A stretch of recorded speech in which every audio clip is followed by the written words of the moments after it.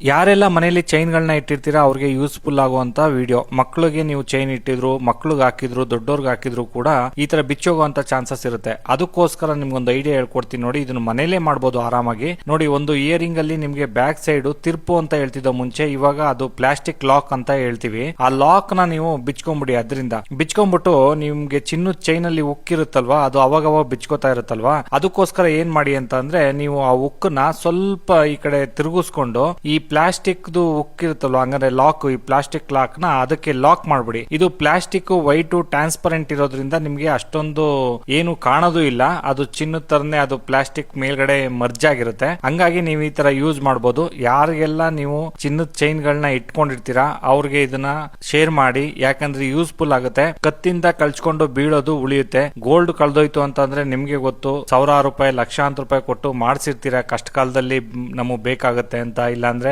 ಒಡವೆ ಮನೇಲಿ ಇರ್ಲಿ ಅಂತ. ಅದಕ್ಕೋಸ್ಕರ ನಿಮಗೆ ಸೇಫ್ಟಿ ವೈಸ್ ಗೆ ಈ ತರ ಮಾಡ್ಕೊಳ್ಳಿ ಅಂತ ಹೇಳೋದಕ್ಕೋಸ್ಕರ ಈ ವಿಡಿಯೋನ ಪೋಸ್ಟ್ ಮಾಡ್ತಾ ಇದೀನಿ. ಆದಷ್ಟು ನಿಮ್ಮ ಫ್ರೆಂಡ್ಸ್, ರಿಲೇಷನ್, ನಿಮ್ಮ ಅಕ್ಕ ತಂಗಿರು, ಅಣ್ಣ ತಮ್ಮದಿರು ಯಾರಿಗೆಲ್ಲ ನಿಮ್ಗೆ ಕಳಿಸ್ಬೇಕು ಅಂತ ಅನ್ಸುತ್ತೆ ಈ ವಿಡಿಯೋನ ಶೇರ್ ಮಾಡಿ.